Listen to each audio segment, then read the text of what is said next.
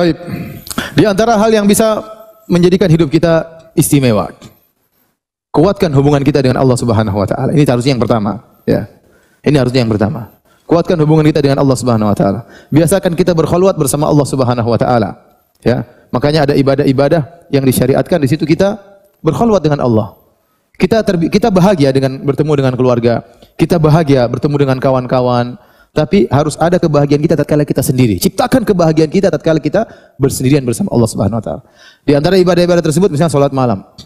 Kata Nabi sallallahu alaihi wasallam, "Shallu bil lail wan nasu niyam tadkhulul jannata bisalam." Salat kalian tatkala orang semua sedang tidur pulas, niscaya kalian akan masuk surga dengan penuh keselamatan. Contoh itikaf juga. Ini saatnya kita berkhalwat. Kita sudah setahun penuh sibuk dengan dunia, berinteraksi dengan manusia, berinteraksi dengan harta, dengan macam-macam. Kita 10 hari konsen, baca Quran, berkhalwat dengan Allah Subhanahu wa taala. Berzikir sendirian tatkala tidak ada orang. Rajulun dzakarallaha khalian fa faddat ainah. Seorang tatkala dia sendiri, dia ingat Allah maka dia pun menangis. Sebagaimana Anda berbahagia bertemu dengan teman-teman, Anda juga harus bisa menciptakan kebahagiaan tatkala berpisah dengan teman-teman. Dan itu di antara tafsiran sabda Nabi sallallahu alaihi wasallam tentang dua orang akan dinaungi oleh Allah pada hari kiamat kelak. Rajulani tahabba fillah. Tatkala matahari jarak 1 mil, ada 7 golongan yang dinaungi di bawah naungan arsy Allah, di antaranya rajulani tahabba fillah, ijtama alaihi wa tafarraqa alaihi. Dua orang yang saling mencintai karena Allah. Mereka bertemu karena Allah. Ini semua orang paham. Bertemu karena pengajian, bertemu karena ingin memberi bantuan kepada pengungsi atau beri bantuan kepada orang kena korban bencana, ya, bertemu karena dakwah. Tinggal yang berikutnya, wa tafarraqa alaihi, dan terpisah juga karena Allah. Apa maksudnya terpisah karena Allah? Ada beberapa tafsiran. Di antaranya, Anda terpaksa meninggalkan kawan karena Anda harus berkhalwat dengan Allah Subhanahu wa taala. Saatnya kita sendiri-sendiri beribadah. Kalau kita ngobrol terus, kapan nanti baca Quran? Kapan saya baca Quran? Kalau kita ngobrol terus, kapan nanti salat malam? Kapan saya salat malam? Kita ngobrol sama kawan-kawan di malam hari, kita ketawa-ketawa, kita senang. Saatnya kita bilang, saya mau pulang. Kenapa? Kalau saya ngobrol terus, saya tidak bisa bangun malam. Itu di antara tafsiran wa tafarraqa alaihi. Dia berpisah dari temannya karena Allah. Tatkala dia bertemu dengan temannya, dia bahagia. Tatkala dia berpisah juga dia bahagia karena dia harus konsen untuk bisa beribadah berdua-duaan dengan Allah Subhanahu wa taala. Nah, Anda harus menimbulkan kelezatan dalam hidup Anda seperti ini.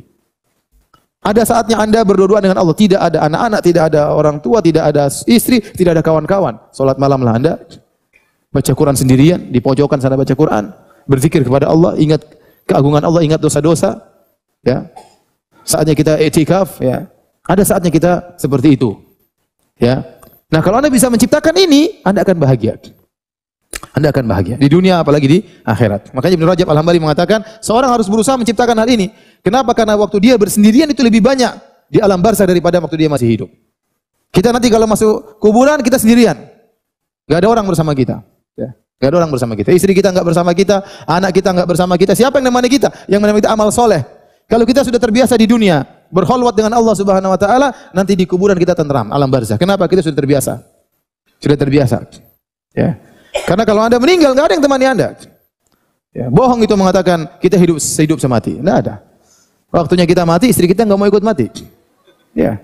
Kita mati, istri kita mungkin berapa masa iddah selesai, mungkin dia kawin lagi. Mungkin. Ya.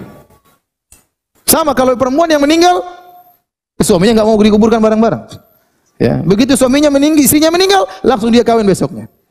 Jangankan meninggal, sebelum meninggal sudah pikir mau kawin lagi. Apalagi sudah meninggal. Nah, kalau seorang wanita tidak terbiasa untuk berkhalwat bersama Allah, terus dia siapa yang nemani di kuburannya? Siapa yang nemani?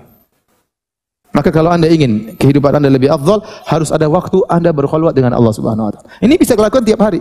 Dia baca Quran di ujung, baca Quran tatkala ada orang tapi Anda seakan-akan sendirian. Makanya di antara tafsiran hadis Nabi sallallahu alaihi wasallam, rajulun dzakarallaha khalian fa fadat ainah. Seorang tatkala sendirian, dia ingat Allah, tidak ada orang lain, maka dia pun menangis. Di antara tafsiran kata para ulama, meskipun dia banyak orang, namun seakan-akan dia sendirian.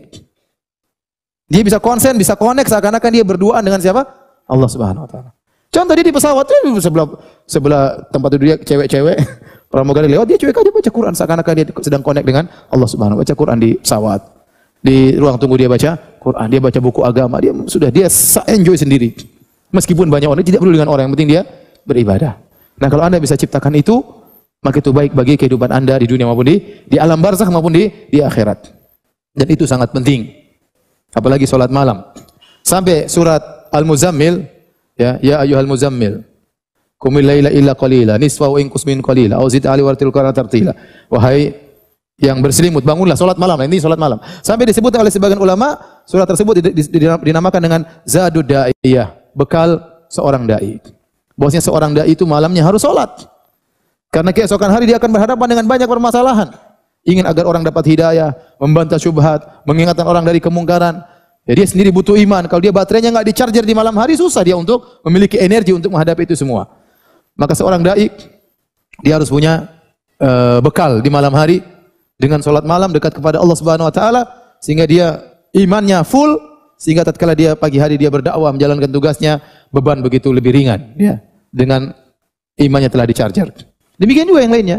Ya kita di dunia ini banyak sekali ya cobaan, banyak sekali maksiat, banyak sekali rintangan, godaan. Maka seorang berusaha untuk membiasakan dirinya berkhalwat dengan Allah Subhanahu wa taala.